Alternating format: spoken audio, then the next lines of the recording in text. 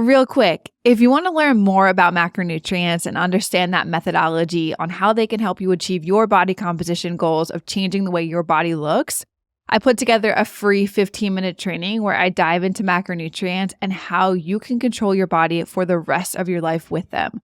That link is in the description below. Click on it after listening to the show today. You have to implement progressive overload in order to build muscle. Limiting the cardio and putting more emphasis on progressive overload and stimulating the muscles, all of the muscles to your body. That is how you're going to build muscle.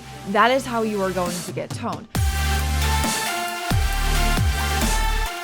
What is going on, you guys? Welcome back to the Macro Hour, or if this is one of your first episodes, welcome to the show. I'm excited that you guys are here. On this podcast, we talk about mindset, methodologies, and tactics that will help you lose body fat, build muscle, be strong, and feel insanely confident. I am your host, Nikki Stott, and welcome to episode number 97. We're getting so close to that 100 mark. But today we are going to talk about progressive overload. I'm going to bring this back. I've talked about this, I think, like in early episodes, but I haven't touched back on it in a while, and I want to resurface it because it is a very important topic to understand when you are seeking the goal of building more muscle. Progressive overload is so important, and that's what I want to talk about today. I want to talk about 11 reasons why it's so important, and then I want to share a couple of reasons how to implement it into your routine. So I'm going to break this down. What is progressive overload? Why is it important? How can you implement it into your routine for optimal results? Now, first and foremost, before I dive into this podcast, I'm getting a download to my mind to share with you right now. Listen up, you guys. If you are doing the same workout for 4 weeks, 6 weeks, 8 weeks, that is completely freaking normal. You are doing that you're doing like a shoulder workout, right, on like a Tuesday, or a full body workout on like a Thursday, or you're doing full body workout and you're hitting different muscle groups each day, and you're doing the same routine for 4 to 6 to 8 weeks. That is completely normal. Okay, those of you guys that want to change it up every single day and you want to change it up every single week, look, listen to me loud and clear here right now. You have to do the boring work. You have to do the exercises repeatedly over and over for X amount of time. And that's what I'm going to dive in today. That is progressive overload. It's not that you're just going in and routinely doing the same things. While it may sound that way, you need to challenge yourself in every single one of those workouts, in every single one of those training sessions, and every single exercise that you are doing. It's not that just like for the 4 weeks, 6 weeks, 8 weeks, you're going in and you're just, going through the motions and you're just there to show up and you're just there to get the workout done.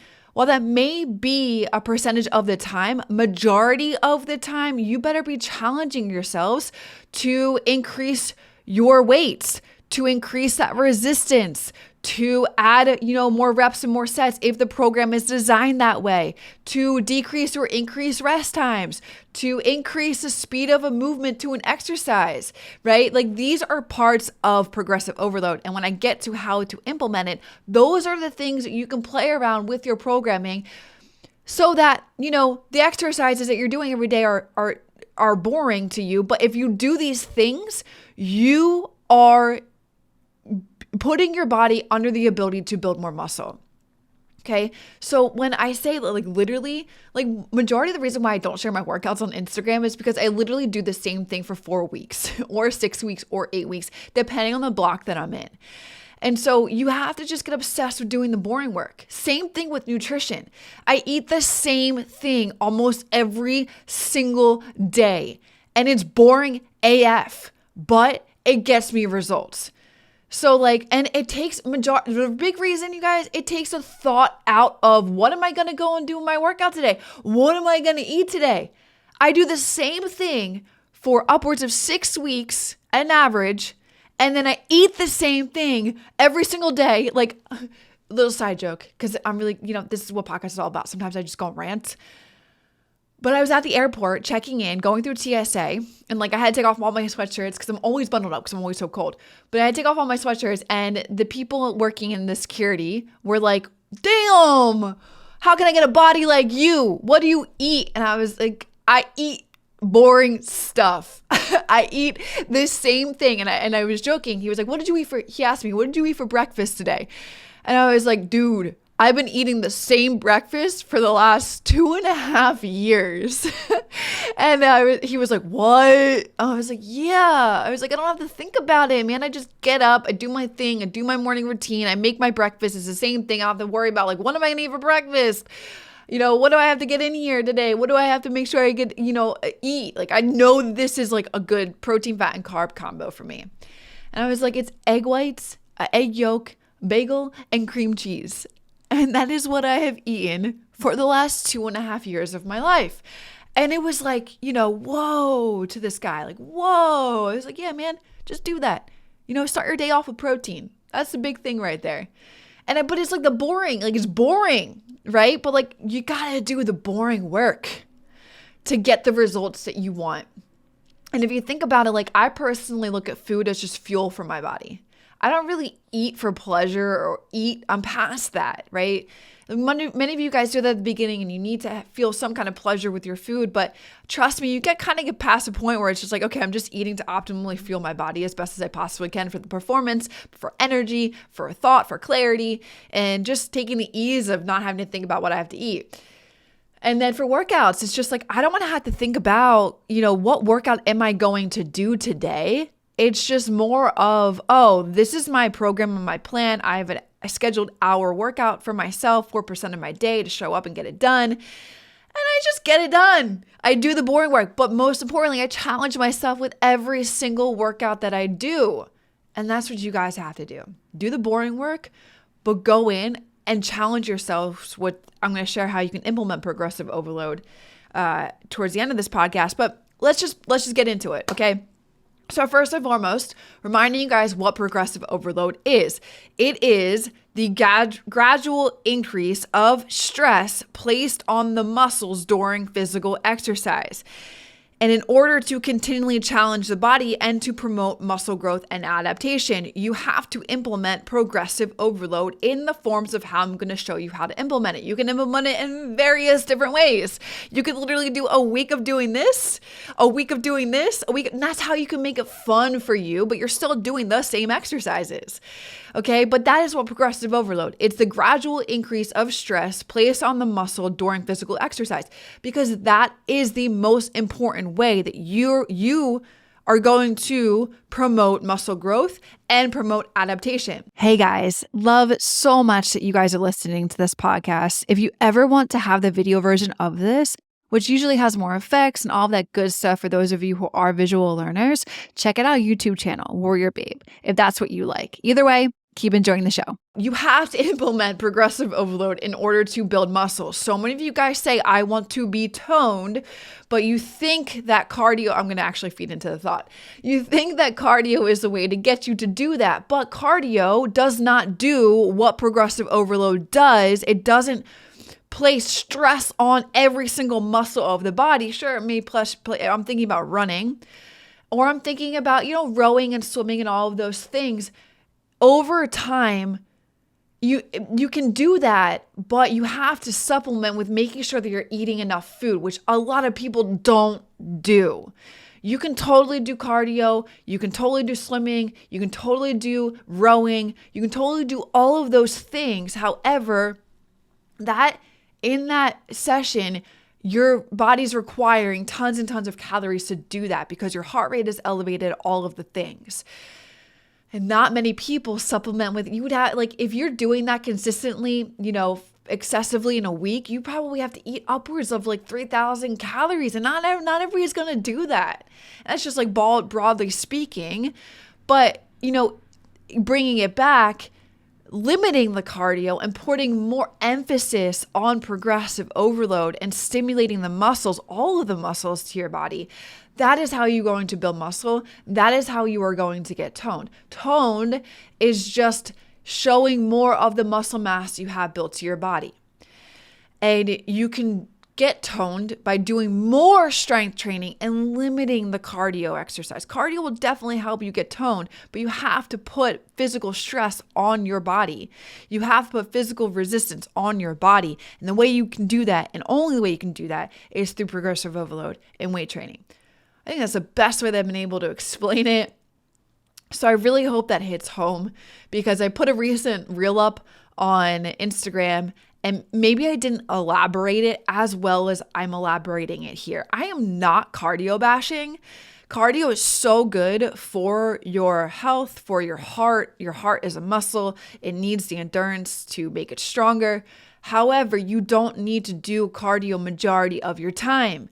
You need to do this: progressive overload, strength training, weight training, adding and increasing stress to the muscles in your physical exercise and your workouts, because that is what's going to grow muscle.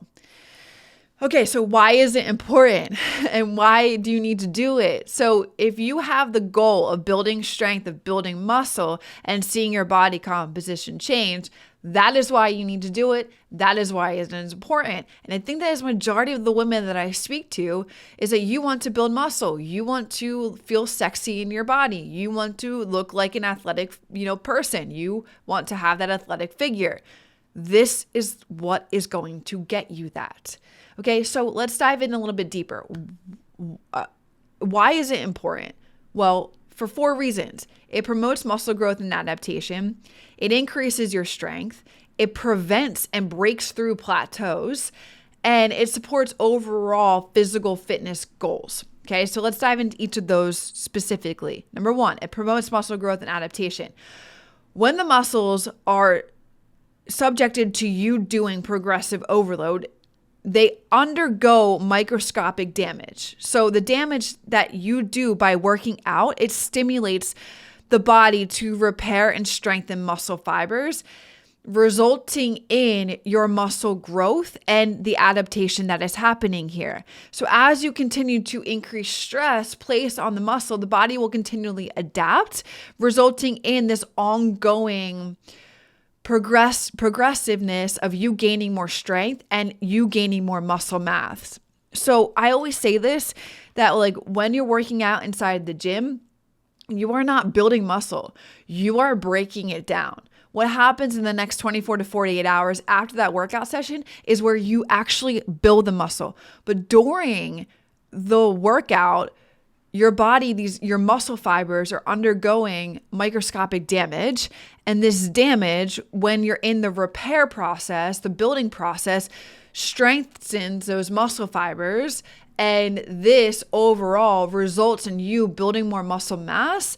And then also, the more that you do this and the more that you continually increase the stress placed on these muscles over time, your body is adapting. So when you're doing 1 or 2 weeks of progressive overload, just in the sense of trying to increase more weight, you'll find that maybe by week 3, that weight is now so easy.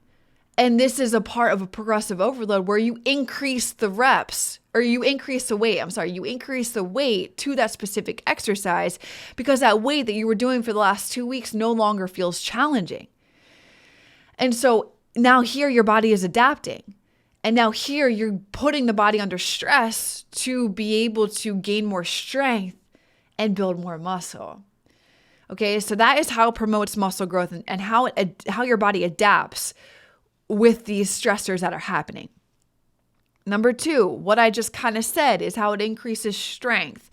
So you gradually increasing the weight or resistance you use in any given exercise, as I just used in the example that I just spoke to. And what this is doing is challenging the muscle and forcing them to work harder. And so as the muscle adapts here, as the muscle increases stress here, they become stronger. Your muscle becomes stronger, and it allows you to lift heavier weights and perform more challenging exercises. So therefore, like how I said that you're doing the boring work, well, you shouldn't just be going through the motions every single time that you're walking into the gym. You should be challenging your muscles by doing this, by increasing strength, by increasing weight.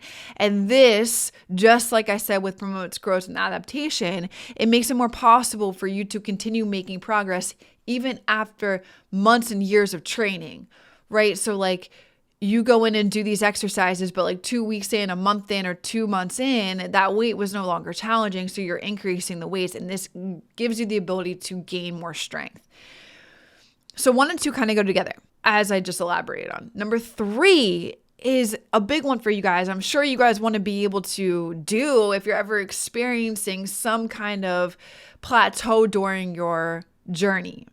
Because a lot of people think that they're stuck in a plateau and they're doing everything right with their nutrition and think that they have to change their nutrition. But let me tell you that keep your nutrition the same way and just do a little bit more inside of your training sessions. Challenge yourself a little bit more. Maybe you're not challenging yourself enough, or you're not implementing these things that can be implemented that will be able to spark you to break through a plateau. So if you, for example, if you continue to perform the same exercises with the same weight and resistance, your body will eventually become too comfortable with the routine and stop making progress. So with you implementing some type of progressive overload technique, this will ensure that your body is continually challenged and it will be forced to adapt. And this will prevent plateaus from happening and ensuring that you have progress that is consistently being, consistently ongoing for yourself. And these are all things that very, very easy example, progressive overload for me to speak to is the increase in weight, right? So many of you guys kind of just for the 4 weeks go through using the same weight and not challenging yourself. And so therefore you could experience a plateau and think that you have to adjust your nutrition, right? And then this is me thinking that like majority of you guys have your nutrition down pat. If you don't have your nutrition down pat consistently, then like you need to put your focus there. And then the second thing is if you're consistent with your nutrition and you're stuck in a plateau, it's not that you need to change your nutrition. It's that you need to challenge yourself a little bit more because your body is adapted to things in your workouts. So this is really important for you guys to understand. And I hope, stay with me. I hope that it's causing light bulbs to go off because it's not, so many of you guys, and I know this because I've coached thousands and thousands of women, just need to challenge yourself a little bit more inside of your workout. If you are for 4 weeks, 5 weeks doing the same weight, your body will eventually become too comfortable. Weight meaning exercise and weight inside the gym. And that routine, doing that consistently over time is probably why it feels boring to you because you're not challenging yourself and you will stop making progress here. So I challenge you to lift heavier weights. Okay. And then the last one, super simple, super easy to understand. It supports overall physical fitness goals. So whether your goal is to build muscle, even those of you guys that want to increase endurance or improve overall fitness, progressive overload can help you reach your goals. Continuing though, the key thing here is continuing to challenge your body and to promote growth and adaptation through challenging your body. All right. So let's dive into how do you implement those. That's why progressive overload is important. I think I've nailed the head, and I hope I have to you listeners with that one specific example that I used, that the easiest way that you can incorporate progressive overload and incorporate a challenge to your body so you don't feel like that you're doing the boring work is challenge yourself every single day inside of your workouts, every week inside of your workouts. Now let's dive a little bit deeper. Here are a few things that you could implement on a weekly basis, on a bi-weekly basis, on a monthly basis, or from training block to training block to training block. And we'll just dive into it and I'll explain examples. But the first one is obviously what I've already shared upon. Increasing resistance and weight, increasing resistance or weight.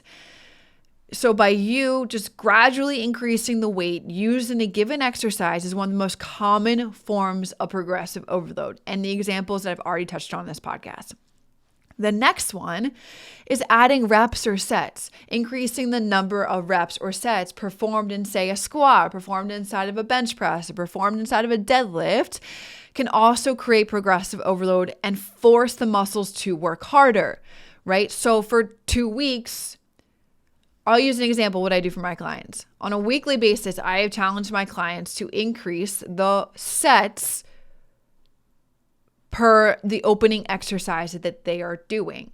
For example, week 1, I had my clients start at 3 sets of squats. Next week, I had them doing 4 sets of squats. Next week, I have them doing 5 sets of squats. Next time, I have them doing 6 sets of squats, 7, 8, but they're keeping the reps the same, and vice versa. You could literally do, and this is a form of progressive overload, okay? They're increasing the sets in the given exercise, keeping the reps the same, but there's more challenge because 1 week they only did 3, now they're doing 4, now they're doing 5.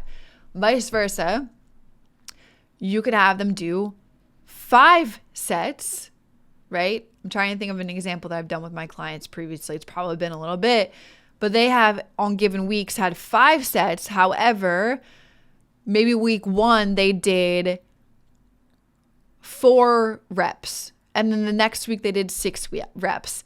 And then the next one they did 8 reps. And the next one they did 10 reps. And then so on and so forth. 12, maybe 15 by the end. They're increasing the demand volume on their muscle to promote growth and build more of it, right? So like for 1 week, they were used to only doing this. And so maybe they had a heavier weight, and I would challenge them to stick with that same weight that they used at 4 reps, same sets, 5 sets. And then the next week when we increase 2 reps, I would force them to use that same weight so that they're using the same weight and increasing reps with it. That's them building adaptation, right? But most importantly, using heavier weight to do more work. And so the muscles being forced to grow here and to be challenged here and to have more resistance here. Those are examples. Inside the WarriorBabe blueprint, we do this weekly with the workouts inside the app. So like everything I'm saying here, you literally do not have to think about it if you become a WarriorBabe. And then inside of the VIP, a personal coach, which is one-on-one coaching, you work with that coach. They will do this for you and make the programming more individual to your needs. So like everything I'm saying here, these are things that we do inside the WarriorBabe program. So if you want to learn a little bit more about what WarriorBabe does and who we are and what we're about, check out the links in the description below this podcast. The next thing that you could do and implement with progressive overload is rest times between sets. This is the third one. So first one was increase resistance or weight. Second was adding reps or sets. The third one is decreasing or increasing rest time between sets. So let's just talk about decreasing. Reducing the amount of time taken between sets. That's what this is. Rest time is so important. You guys, if you guys aren't paying attention to your rest time, you could either be spending way more time in your rest or way little time in your rest. And this goes down to your muscle now has had enough rest and is kind of not getting the stimulus that it needs in order to have those muscle fibers broken down. Those muscle fibers are getting recovery during that rest. And if you're waiting too long, it can make them build up to where your now next set is way easy. And you want to find that sweet spot of upwards of like 60 seconds to 90 seconds to 2 minutes of rest to give it on what exercise you're doing, and being able to jump back in to that exercise right at the time that rest is done. So when you reduce the amount of time taken between sets, this can increase overall demand on the muscles and promote growth and adaptation, right? So like waiting too long, your body is already kind of recovered here, but like waiting at the optimal time, this will increase the demand that's needed for the muscle to perform in the next set. And so going from 2 minutes on a back squat to 1 week, going to 1 minute the next week, this just overall increases demand for the muscle to be working. And this is a great form of progressive overload. So for like for 1 month I've done with my clients is they will do 90 seconds. And then the next month I'll decrease it to 60 seconds. And just that little amount of time forces the body, your body is adapted to one way. Now we're changing it and we're forcing adaptation in a different way. And then there's other ways, like number 4 is increasing the speed of movement. By performing exercises at a faster pace, you can create a greater demand on muscle and promote progressive overload. Number 5 is using different equipment. So like switching to a different piece of equipment, like, from a barbell to a dumbbell. This can create a new and more challenging stimulus for your muscle, right? Like for example, front squats on a barbell, or going to a cable machine and doing front squats there, or doing lunges with a barbell, then going to lunges with a dumbbell, or even going from a dumbbell to a band, right? You're creating more challenging stimulus for the muscle. You could do a dumbbell workout or dumbbell exercise, and then you could go and do that with a band and increase the reps, and it's just different stimulus to the muscle. Number 6 is a variation in exercises. So varying the exercises that you perform can target different muscle groups and create new challenges for the body, promoting growth and adaptation here too as well. So for example, drop sets can be considered as a form of progressive overload. Drop sets involve you performing a set of an exercise up until failure, then immediately reducing the weight and continuing to perform additional reps until failure again.